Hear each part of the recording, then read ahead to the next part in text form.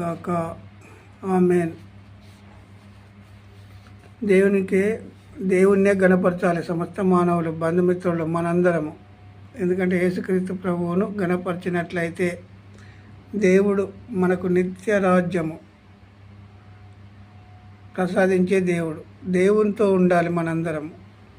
దేవునితో ఉండాలంటే ఏం చేయాలను? రోమాపత్రిక 8వ అధ్యాయము 16వ వచనం. మనము దేవుని పిల్లలమని ఆత్మ తానే మన ఆత్మతో కూడా సాక్ష్యం ఇచ్చుచున్నాడు. రోమాపత్రిక 8వ అధ్యాయము 16వ వచనంలో ఏమని రాయించిండు దేవుడు? మనము దేవుని పిల్లలమని ఆత్మ తానే మన ఆత్మతో కూడా సాక్ష్యం ఇచ్చుచున్నాడు. మన ఆత్మతో, దేవుని ఆత్మ మన ఆత్మతో కలిపి సాక్ష్యం ఇచ్చుచున్నాడు. దేవుని ఆత్మ మన ఆత్మతో చెప్పినప్పుడు మన ఆత్మట సాక్ష్యం ఇచ్చే విధంగా ఉండాలి. మన శరీర క్రియలు కాదు జరిగేది.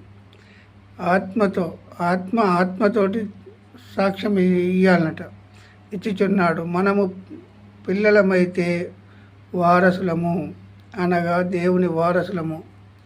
ఇప్పుడు వారసులు అంటే ఏంది? దేవుని ఇంటిలో ఉండాలి. ప్రతి మానవుడు ఎక్కడ ఉండాలి? దేవుని ఇంటిలో ఉండాలి, దేవునిలో ఉండాలి.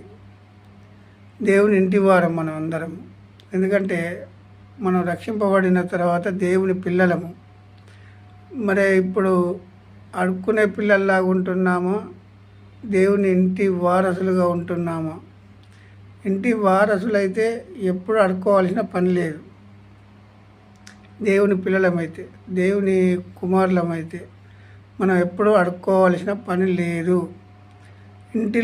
దేవుని ఇంటిలోనే ఉంటాము. ఎందుకంటే దేవుడు ఇక్కడ ఏమంటాడు అనగా, ఆత్మతో కూడా సాక్ష్యం ఇచ్చుచున్నాడు. మనము పిల్లలమైతే వారసులము, అనగా దేవుని వారసులము. క్రీస్తుతో కూడా మహిమ పొందుటకు ఆయనతో శ్రమ పడిన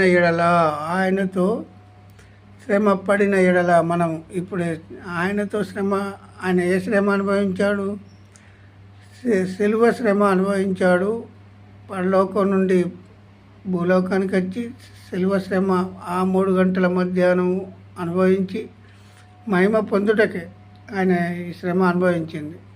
కానీ మరి మనం మహిమ పొందుతున్నామా? దేవుని ఇంటిలో ఉండి